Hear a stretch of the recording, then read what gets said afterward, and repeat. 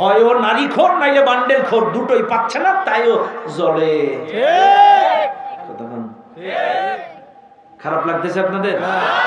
কষ্ট নিয়েন না, বোঝানোর জন্য বলছি। মামুদের কেন জ্বলে? এই কারণেই জ্বলে, কারণ অর্থনীতি।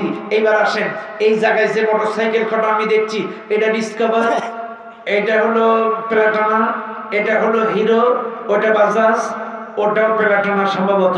চাইলে সব কটা মামুদের গাড়ি। কাদের গাড়ি? মামুদের, সব মামুদের। এবার আপনারাই কোন মামুদের এই গাড়িগুলো কি জাপান চালায়, চীন চালায়, ইউরোপ আমেরিকা চালায়? আমরাই চালাই। এখন অর্থনৈতিক ভাবে বাণিজ্যিক ভাবে যদি এই হুন্ডা গুলো বন্ধ হয়ে যায়, জ্বলে। কথা বল, এই গাড়িগুলো আমাদের দেশেই ব্যবহার করি, এই জন্য ওদের জ্বলে। কারণ এই গাড়ি ইউরোপ আমেরিকা জাপান চীন রাশিয়া ব্যবহার করে না, আমাদের বাঙালিদের কাছেই আছে। এই জন্য এখন বাণিজ্যিক ভাবে ব্যবসায় লস, এই জন্য জ্বলে। ওই পাকিস্তান থেকে চিনি আসতেছে, পাকিস্তান থেকে পেঁয়াজ আসতেছে, এই জন্য জ্বলে। কেন? কথা কন না কেন? ঠিক আছে না নাই? ও দুনিয়ার মানুষ, লক্ষ্য করুন। এই জন্য কোরআন বলতেছে, যখন কোন জাতি তাদের ইত্তেবা অনুসরণ অনুকরণ না করে, তখন তারা তাদের বিরোধিতা করে। চাইলে এখন অর্থনীতিতে ওদের ইত্তেবা নাই, এখন ওদের শিক্ষানীতিতে ইত্তেবা নাই। এইবার আসেন রাজনীতি। রাজনীতিতে এতদিন ওদের কাঠের পুতুল বসানো ছিল, ওরা হা বললে হা, না বললে না, দিন বললে দিন, রাত বললে রাত, রাতকে দিন বললে তাও মেনে নিত, দিনকে রাত বললে তাও মেনে নিত। ওদের কাঠের পুতুল ছিল। রাজনীতিতেও তাদের হস্তক্ষেপ ছিল, কিন্তু এখন আর দাদাদের রাজনীতিতে হস্তক্ষেপ নাই। কারণ এতদিন মামুরা যা সিদ্ধান্ত দিয়েছে তাই হয়েছে, কিন্তু এখন এদেশের জনগণ ডিসাইড করবে কারাই চেয়ারে বসবে। এই জন্য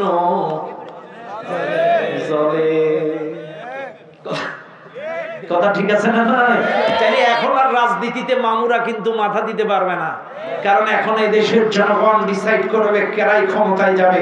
কিন্তু আপনাদেরকে স্পষ্ট ভাষায় বলে যায়, ভাইরে, সৎসঙ্গে সর্ববাস, অসৎসঙ্গে সর্বনাশ। স্পষ্ট কথা শুনে নেন। 1971 সালের পর থেকে এই 24 সাল পর্যন্ত অসংখ্য মুসলমান ক্ষমতায় গেছে, অসংখ্য ভালো ভালো মুসলমান ধর্মমন্ত্রী হয়েছে। আজ অব্দি 54 বছরে বাংলাদেশে কোরআন শিক্ষা স্কুল কলেজ ইউনিভার্সিটিতে বাধ্যতামূলক ছিল না। একজন দক্ষ যোগ্য বিজ্ঞ আলেম ধর্ম উপদেষ্টা আফম খালিদ হাসান, উনি ধর্ম উপদেষ্টা হওয়ার কারণে উনি কিন্তু এই 2025-এর স্কুল কলেজ ইউনিভার্সিটি শিক্ষা প্রতিষ্ঠানে কোরআন শিক্ষা বাধ্যতামূলক করেছে। চাইলে এখান থেকে বোঝা যায়, দুর্নীতিবাজ ক্ষমতায় গেলে লক্ষ লক্ষ কোটি টাকা পাচার করে কানাডায় পাঠায়, মাতাল ক্ষমতায় গেলে মাদকের আইন পাস করে, লম্পট ক্ষমতায় গেলে পতিতালয় আবাসিক গুলো উন্মুক্ত করে দেয়, আর কোরআনওয়ালা ক্ষমতায় গেলে কোরআনের আইন পাস করে। কথা বলেন ঠিক না বলে? এজন্য কোরআন আছে যেখানে, কোরআন নাই যেখানে। এজন্য কোরআনওয়ালাদেরকে ক্ষমতায় পাঠাতে হবে, কারণ কোরআনওয়ালারা ক্ষমতায় গেলে কোরআনের আইন। কথা বলেন না কেন? আরো জোরে বলেন। এই জন্য মাথায় রাখবেন, ওই যে 5ই আগস্টে যেটা হয়েছে, ওটা কিন্তু ইসলামী বিপ্লব না, ওটা হলো কোন অভ্যুত্থান। ইসলামী বিপ্লব হবে তখন এদেশের বিএনপি, এদেশের জামাত, এদেশের তাবলীগ, এদেশের চরমনায়, এদেশের আহলে হাদিস, এদেশের হানাফি, সকল দলের মতের পক্ষে সব লোকগুলো যদি এক হয়ে কোরআনের পক্ষে সমর্থন করে, আল্লাহর আইন কায়েমের পক্ষে সৎ শাসক এবং আল্লাহর আইনের পক্ষে সাপোর্ট করে, এদেশে যদি কোরআনী শাসন কায়েম হয়ে যায়, সেটাই হবে বাংলাদেশের জন্য ইসলামী বিপ্লব। কথা মান ঠিক না বেঠিক? ভাইরা আমার, চাইলে লক্ষ্য করুন আপনাকে আমাকে কি করা লাগবে। চাইলে 1 নাম্বার, আল্লাহর রাস্তায় বাধা দেয় কেন খুঁজে পাইছেন তো? কথা ক্লিয়ার? আত্ম বোঝানো লাগবে না, জলার কাহিনী বুঝছেন?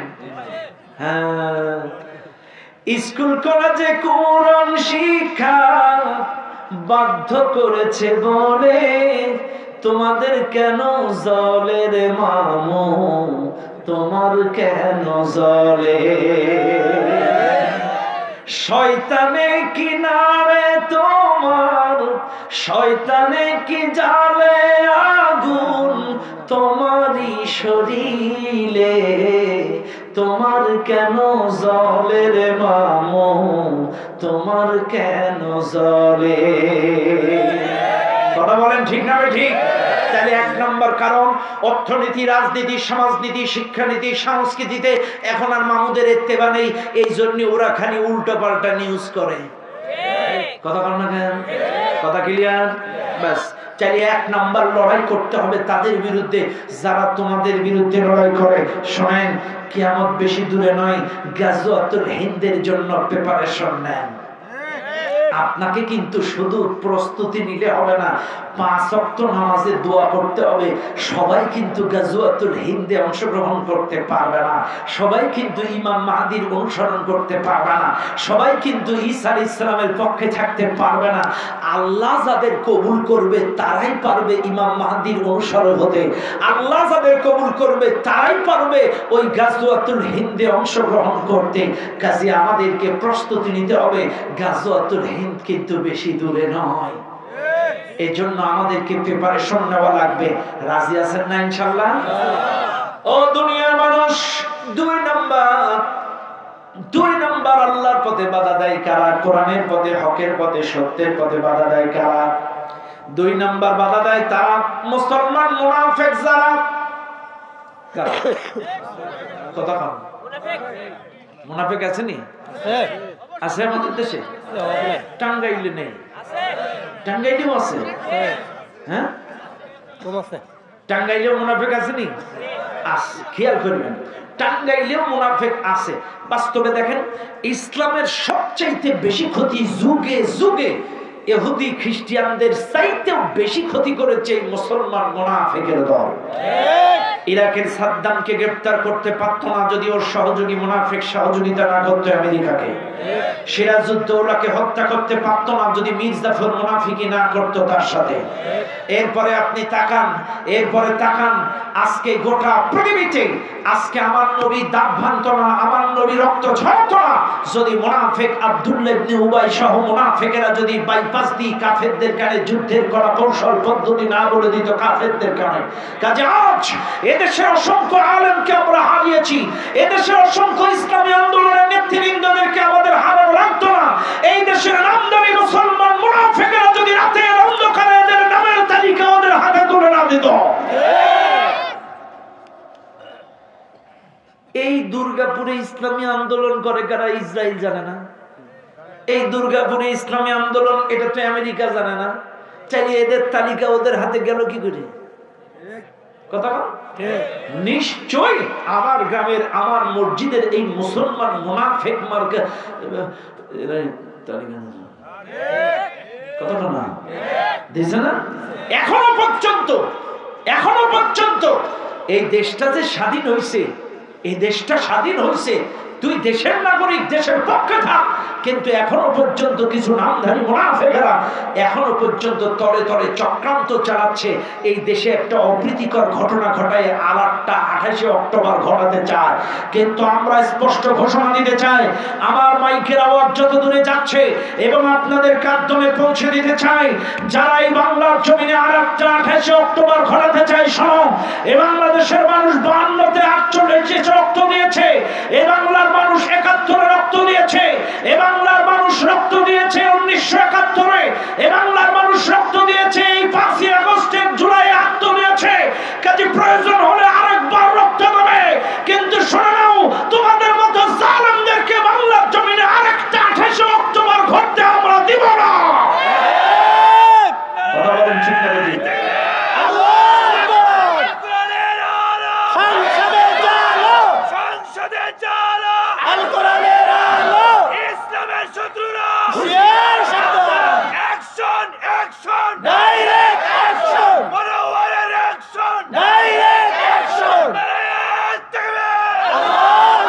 এই দেশ নিয়ে ষড়যন্ত্রের চেষ্টা করলে আমরা কিন্তু ছেড়ে দেব না, আমরা কিন্তু ছেড়ে দেব না। স্পষ্ট ভাষায় বলতে চাই, এদেশ আমার, এদেশ তোমার। তোমার জন্ম যদি এই দেশে হয়, তুমি এদেশের নাগরিক। হও তুমি হিন্দু, হও তুমি খ্রিস্টান, হও তুমি বৌদ্ধ, হও তুমি মুসলিম, তুমি এদেশের নাগরিক। এদেশ আমার, এদেশ তোমার। কাজে এদেশটা সুন্দর করে নতুন করে আমরা করব। এই দেশ নিয়ে ষড়যন্ত্র করলে কিন্তু তোমাদেরকে ছেড়ে দেওয়া হবে না। আবু সাঈদ যদি রক্ত দিতে পারে,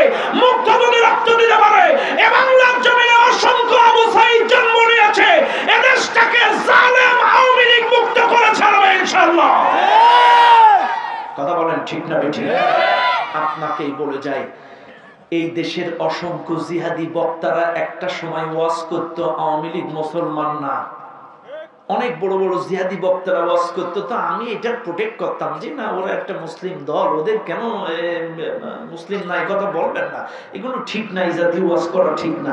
কিন্তু 2024 সালে এসে যা দেখলাম, এখন মনে হচ্ছে ওদের ওয়াজটাই রাইট। কেন রাইট? ব্যাখ্যা নেন। কারণ ওরা আনসার হয়ে মাঠে নামছিল, আমরা মেনে নিয়েছি।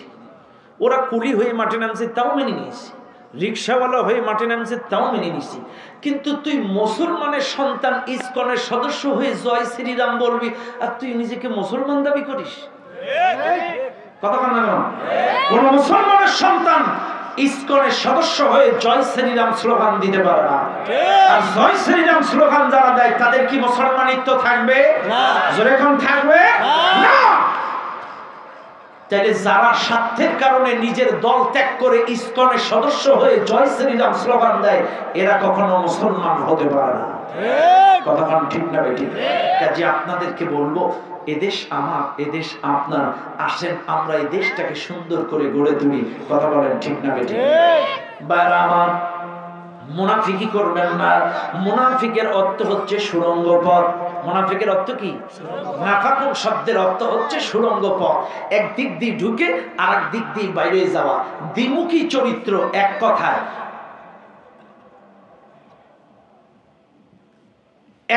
দ্বিমুখী চরিত্র। খেয়াল করবেন, চাইলে আমরা যারা আছি আমাদের চরিত্র একরকম না দুই রকম? কয় রকম? আরো জোরে। একরকম চরিত্র হবে আমাদের, মুখেও যা অন্তরেও। কিন্তু মুনাফিকের চরিত্র কিন্তু দুই রকম, সামনে এক পিছনে আর। এই জন্য খবরদার, এই মুনাফিকেরা যুগে যুগে ইসলামের সবচাইতে বেশি ক্ষতি করেছে। আপনারা যারা এই মাহফিলে আছেন, খবরদার দ্বিমুখী চরিত্রবান হবেন না। কারণ ইন্নাল মুনাফিকিনা ফি দারকিল আসফালি মিনান নার। আল্লাহ কোরআন বলতেছে মুনাফিক কিন্তু জাহান্নামে কাফেরদেরও নিচে থাকবে। তার মানে আপনারা আবু জেহেল আবু লাহাবের নিচে জায়গা হবে। খেয়াল করেন, এজন্য খবরদার দ্বিমুখী চরিত্রবান হবেন না। আপনার কথার দ্বারা, ব্যবহারের দ্বারা, অর্থের দ্বারা, ক্ষমতার দ্বারা কখনো যেন ইসলামী আন্দোলনের আলেম ওলামার কোনো ক্ষতি না হয়, ইনশাআল্লাহ। এবার আসেন, চাইলে 2 নাম্বার ইসলামের পথে বাধা দেয় কারা? মুসলমান মুনাফিক যারা। এবার আসেন 3 নাম্বার হকের পথে, সত্যের পথে, আল্লাহর পথে, দ্বীনের পথে বাধা দেয় কারা? আল্লাহ কিন্তু বলছেন ওয়াকাতিলু ফি সাবিলিল্লাহিল্লাযীনা ইউকাতিলুনাকুম, তোমরা আল্লাহর রাস্তায় লড়াই করো তাদের বিরুদ্ধে। চাইলে 1 নাম্বার পাইছি ইহুদি খ্রিস্টান বেধর্মী, 2 নাম্বার পাইছি মুনাফিক। এবার আপনারা প্রশ্ন করতে পারেন, হুজুর এই বদরে নবী যুদ্ধ করলো কাফেরদের সাথে, উহুদে নবী যুদ্ধ করলো কাফেরদের সাথে, খন্দকে নবী যুদ্ধ করলো কাফেরদের সাথে, কিন্তু আমরা তো বাংলাদেশে সব মুসলমান। কিন্তু শুনে নেন, আল্লাহর নবী শুধু কাফেরদের সাথে লড়ে নাই। আল্লাহর কোরআন, ইয়া আইয়ুহান নাবিয়্যু জাহিদিল কুফফার ওয়াল মুনাফিকিন, হে নবী তুমি কাফের এবং মুনাফিকদের সাথে লড়াই করো। শুধু কাফেরদের সাথে না, মুনাফিকদের সাথেও লড়াই করতে বলেছেন কে? আল্লাহ। তাহলে এই দ্বিমুখী চরিত্র যাদের আছে, সামনে একদিনে একরকম চেহারা, রাতে ষড়যন্ত্র করবে, এদের পাইলেই সুন্দর করে সাইজ করবেন ঠান্ডা মাথায় আইনের মাধ্যমে। কেউ আইন হাতে তুলে নেবেন না, কথা ঠিক আছে? আইনের মাধ্যমে সুন্দর করে তাকে সাইজ করবেন, কেউ আইন হাতে তুলে নেবেন না। আজকে দুঃখজনক হলেও সত্য, আজকের একজন মুক্তিযোদ্ধাকে নিয়ে গোটা বাংলাদেশ তোলপাড়। কিন্তু আমার কথা হলো, অবশ্যই একজন মুক্তিযোদ্ধাকে রেসপেক্ট করতে হবে। কিন্তু মুক্তিযোদ্ধারা কি সব ফেরেশতা? নাউজুবিল্লাহ বলবেন না? নাউজুবিল্লাহ বলবেন না? শোনেন, মুক্তিযোদ্ধা আজকে ওনার আমলনামা শোনেন। আমি অলরেডি কুমিল্লায় অসংখ্য জায়গায় টেলিফোন করেছি, কুমিল্লায়। কারণ এই বাংলাদেশের এমন কোন জেলা উপজেলা নেই যে যেই জায়গায় আমি মনোয়ারের পা পড়েনি। আল্লাহর অশেষ রহমত, আপনাদের দোয়া। এমন কোন জেলা উপজেলা নাই যেই জায়গায় আমার যাওয়া নাই। আমি দফায় দফায় ফোন করেছি, ওই এলাকায় একটা লোকও ওর পক্ষে কথা বলেনি। এত খারাপ মানুষ, আধিপত্য বিস্তার। আপনারা চিন্তা করেন, আওয়ামী লীগের আমলে আওয়ামী লীগের মুক্তিযোদ্ধার নামে 9টা মামলা, তারই লোকটা কত ভালো। কথা বুঝেন না আপনারা? আওয়ামী লীগের আমলে আওয়ামী লীগের লোকের নামে 9টা মামলা, কথা বুঝেন না আপনারা? আল্লাহ মাফ করো, এই জাতিকে হেফাজত করো। কথা বলেন ঠিক না বেঠিক? আইন আছে, আইনের মাধ্যমে ব্যবস্থা গ্রহণ করবেন, কেউ হাতে আইন তুলে নেবেন না। তবে কেউ যদি দেশের বিরুদ্ধে চক্রান্ত করে দিনে রাতে, তাদেরকে অবশ্যই সাইজ করবেন আইনের মাধ্যমে। কথা বলেন ঠিক না বেঠিক? খবরদার আইন হাতে তুলে নেবেন না, মনে রাখবেন। চাইলে লক্ষ্য করেন, 2 নাম্বার মুনাফিক চলে গেল। এবার আসেন 3 নাম্বার। 3 নাম্বার হচ্ছে নাস্তিক মুরতাদ। যারা নাস্তিক কারা? এই যে আমাদের হাফিজ মজুমদার, কে? হাফিজ মজুমদার, শাহরিয়ার কবি, এই নাস্তিক মার্কা কিছু লোক আলহামদুলিল্লাহ এখন আর টক শোতে ওদের চেহারা দেখা লাগে না। টক শোতে বসলেই এই হুজুররা মাদ্রাসা ইসলাম শিক্ষা দেয় না, সব জঙ্গি ট্রেনিং দেয়। আমি জীবনে হাফিজ মজুমদারের বহুত বক্তব্য শুনেছি, বহুত বক্তব্য শুনেছি। জীবনে বাংলাদেশের পক্ষে একটা কথাও হুজুরদের পক্ষে, মাদ্রাসার পক্ষে, ইসলামের পক্ষে কোনোদিন শুনিনি। তবে একটা দিন ওর একটা কথা শুনেছি, সেটা একটা হুজুরের পক্ষে ও বলেছিল, সেটা হচ্ছে গিয়াসউদ্দিন আর তাইরি। ওই হাফিজ মজুমদারের কণ্ঠে শুধু গিয়াসউদ্দিনই ভালো, আর সব জাল। রতনে রতনে এই হাফিজ মজুমদার এই নাস্তিক টকশোতে বসে বসে বড় বড় কথা বলে। কথা মান ঠিক না বেটি? শাহরিয়ার কবির বড় বড় কথা বলেছিল। শামসুদ্দিন চৌধুরী মানিক আল্লাহর মায়ের দুনিয়ার ভাইয়ের কলার পাতাও জুটি নিয়ে আসছে। কথা বল না কেন? আগের দিন দেখলাম ওই যে ব্যারিস্টার, কি নাম মনে আসছে না, উনি বলতেছে প্রত্যেকটা বিচারকের রুমের মধ্যে ওই কলার পাতায় শামসুদ্দিন মানিক চৌধুরীর ওই ছবিটা টাঙায় রাখা উচিত। এই ছবি দেখবে আর একটা উল্টো পাল্টা করবে না। চিন্তা করেন আল্লাহর কি বিচার। আরে কোরআনের পাখি শহীদ আল্লামা দিলওয়ার হোসেন সাঈদী রাহিমাহুল্লাহ, তার আপন ছেলে মারা গিয়েছে। বড় ছেলের জানাজায় অসংখ্য মানুষের সামনে দাঁড়িয়ে বলেছিল, আল্লাহ তোমার ইজ্জতের কসম, সম্মানের কসম, 1971 সালের কোন ধুলাবালি আমার গায়ে লাগে নাই, লাগে নাই, লাগে নাই। তারপরেও এই লোকটাকে যুদ্ধাপরাধীর মামলায় দীর্ঘদিন জেলখানায় রাখছে। কথা বল না? এরপরে সাইদি সাহেব মারা যাওয়ার পরে 1 বছর পূর্তি উপলক্ষে সাইদি ফাউন্ডেশনে একটা বিশাল সমাবেশের আয়োজন করেছিল। আমি গুনাহগারকে দাওয়াত দিয়েছিল সেখানে, আমি সেখানে বক্তব্য দিয়েছি এবং সেখানে দেখি 3 জন হিন্দু সাক্ষী ওই মঞ্চে আমার আগে বক্তব্য দিয়েছে। সুখরঞ্জন বালি সহ আরো 2 জন সাক্ষী। এরা স্পষ্ট ওই মঞ্চে দাঁড়িয়ে বলেছে যে ওরা আমাদেরকে অস্ত্র ধরে, আমাদের বাচ্চাদেরকে গুম করে, ব্ল্যাকমেল করে আমাদের মুখ থেকে স্বার্থ আদায় করেছে। ওপেন বলেছে হিন্দু সাক্ষীরা। ও দুনিয়ার মানুষ, এই জন্য শোনেন, নাস্তিক যারা এই দেশে ইসলামের পথে, আল্লাহর পথে, কোরআন প্রতিষ্ঠার পথে সব সময় বাধা দেয়। কারণ আপনারা দেখেছেন জাতীয় সঙ্গীত নিয়ে কয়েকদিন আগে একটা তোলপাড় উঠছিল। কথা মানে গান, জাতীয় সঙ্গীতটা আসলে রবীন্দ্রনাথ ঠাকুরের বানানো, আর এটা বানাইছিল পশ্চিম বাংলার জন্য, ওদের জন্য। কিন্তু কি কাকতালীয় কায়দায় সেটা আমার দেশের জাতীয় সঙ্গীত। এখন যখন একটা স্লোগান উঠলো, আম জনগণ যখন একটা স্লোগান দিল জাতীয় সঙ্গীত পরিবর্তন করে ইঞ্চি ইঞ্চি মাটি সোনার চাই, ওই যে কবি মহিব খানের যে গানটা নিয়ে জাতীয় সঙ্গীতের ব্যাপারে যখন কথা উঠলো, তখন কিছু সুশীল মুনাফিকেরা তখন যে দেখবেন ওই ওই রবীন্দ্র সরোবরে যে আমার সোনার গামলা, কি আবেগ। কথা বলেন, কথা বলেন। আমি বলছি সুশীল মুনাফিকেরা জাতীয় সঙ্গীত নিয়ে তোমার এত দরদ নিয়ে উঠলেও, তাহলে এই যে আগরতলায় বাংলাদেশের জাতীয় পতাকা আগুন দিয়ে পুড়ালো, পা দিয়ে ডুবালো, তখন তোরা কোথায় ছিলি? তোদের এত দেশপ্রেম তখন কই ছিলি? লম্পটের বাচ্চারা, বিশ্বাস করেন এদের একটার ভেতরে দেশপ্রেম নেই, একটার ভেতরে দেশপ্রেম নেই। ওরা শুধু দেশপ্রেমের নাটক করেছে এই দেশে। এক বিন্দু দেশপ্রেম ওদের মধ্যে ছিল না, শুধু আমাদেরকে ভূগোল পড়িয়ে দেশপ্রেমের নাটক দেখাইছে। এবার আসেন, চাইলে আমি 3টা গ্রুপ বলে দিলাম। 1 নম্বর ইহুদি খ্রিস্টান, 2 নম্বর মুনাফিক, 3 নম্বর নাস্তিক। এবার আসেন, লড়াই করবেন কি দিয়ে? আল্লাহ তো বলছে তাদের বিরুদ্ধে লড়াই করো যারা তোমাদের বিরুদ্ধে লড়াই করে। এখন লড়াই করতে গেলে কিছু লাগবে না, খালি খালি লড়বেন, কিছু তো লাগবে। এখন কি লড়বেন খেয়াল করেন। আল্লাহর কোরআন, ওয়া'আইদ্দু লাহুম মাসতাতা'তুম মিন কুওয়া। আল্লাহ পাক বলেন, নবী শক্তি সঞ্চয় করো। ও দুনিয়ার মানুষ, সেই জামানায় যখন সব আয়াতটা নাজিল হলো, সেই জামানার শক্তি তীর, ঢাল, তলোয়ারি, ঘোড়া, বল্লভ, সেই জামানার জন্য অস্ত্র ছিল। নবী সামর্থ্য অনুযায়ী শক্তি সঞ্চয় করলেন।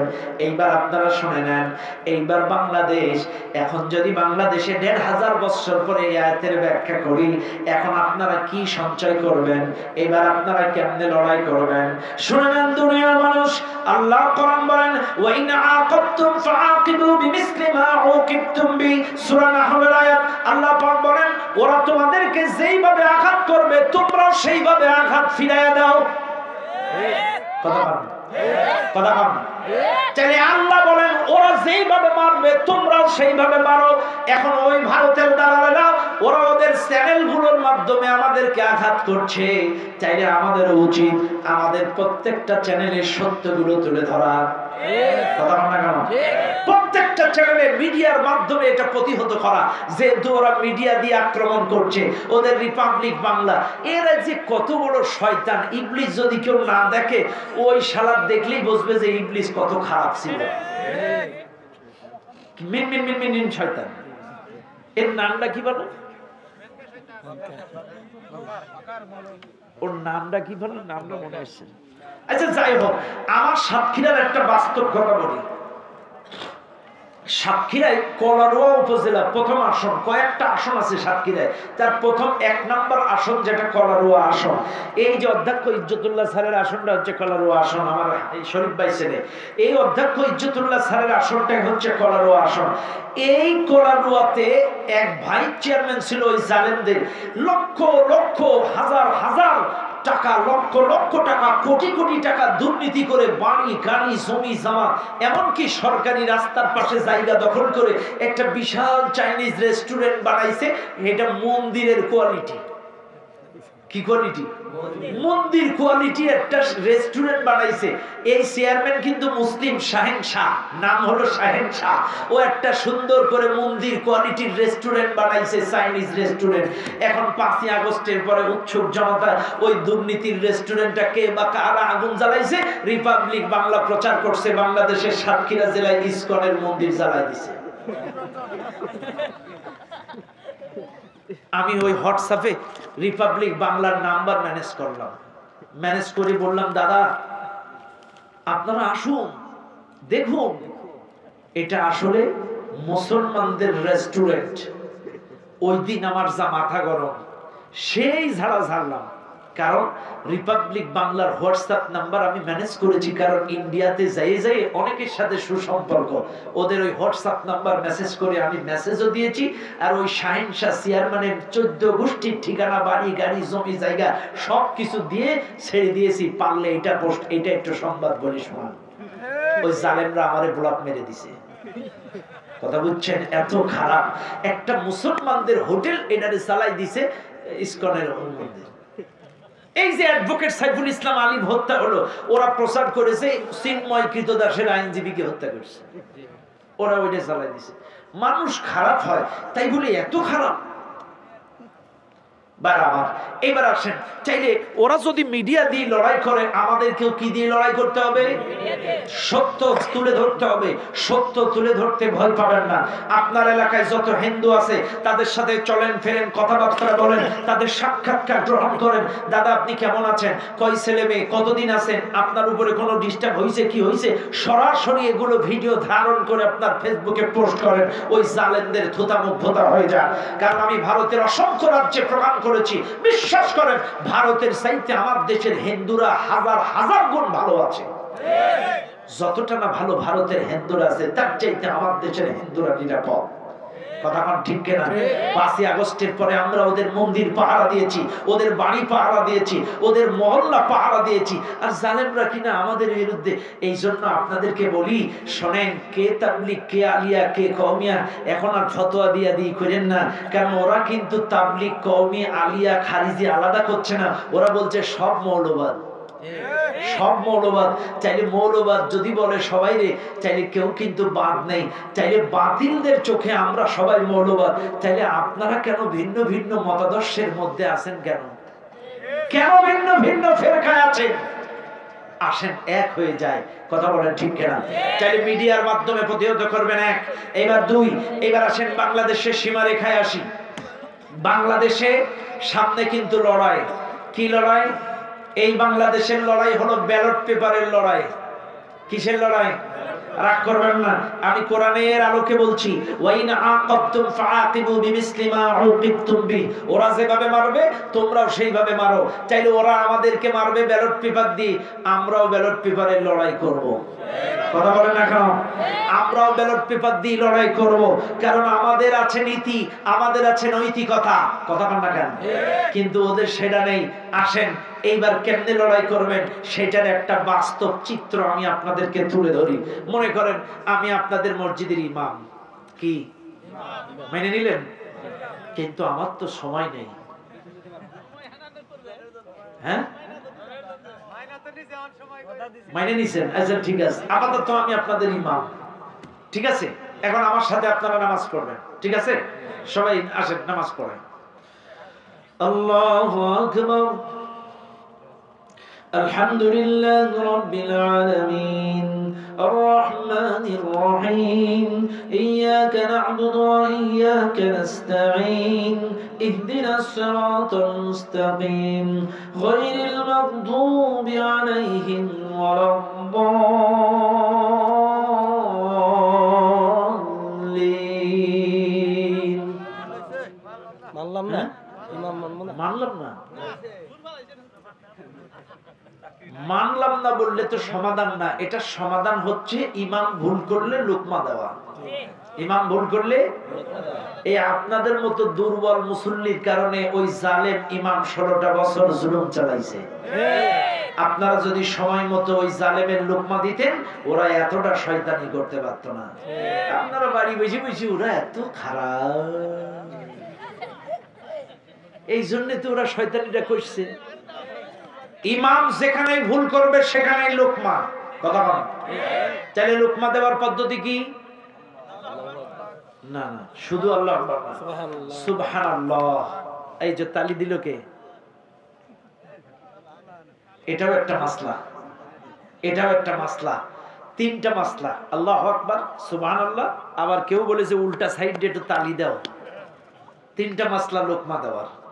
তালিও দিতে পারবেন, সুবহানাল্লাহ বলতে পারবেন। তিনটা এক এক ইমাম এক এক মাসলা বলে গিয়েছে আর কি। যাই হোক, আমি আপনাদের সহজ পন্থায় বলে যাই, সুবহানাল্লাহ, আল্লাহু আকবার।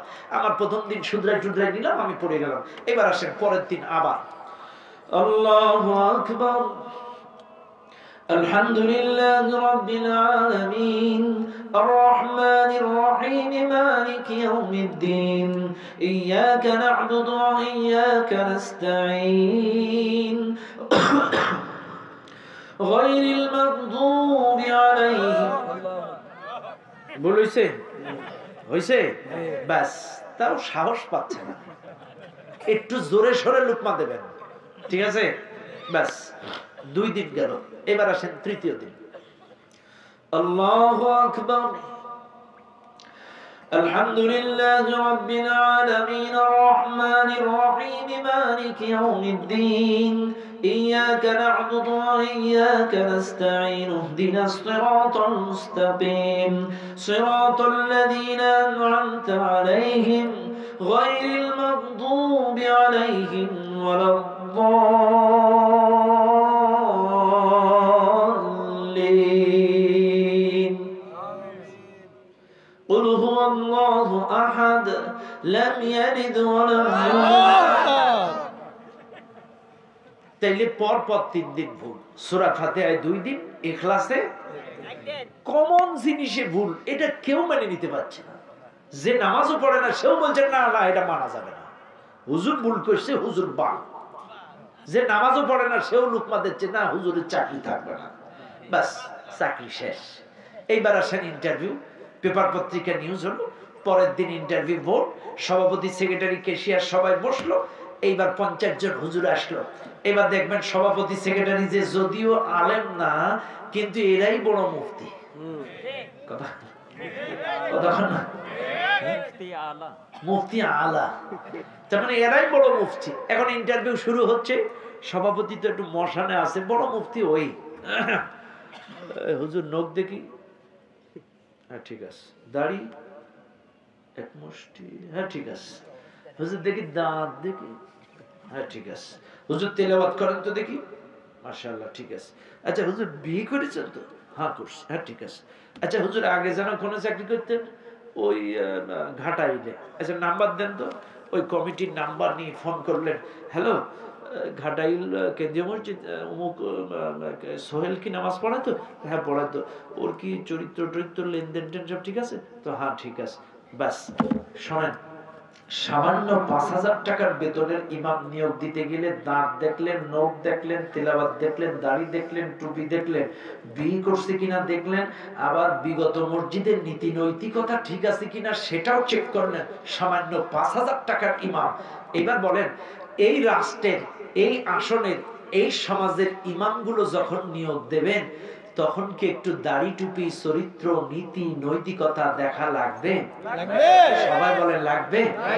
একটু দাড়ি দেখা লাগবে, চরিত্র দেখা লাগবে, নীতিবান দেখা লাগবে। কারা কারা দেখবেন দুহাত তোলেন।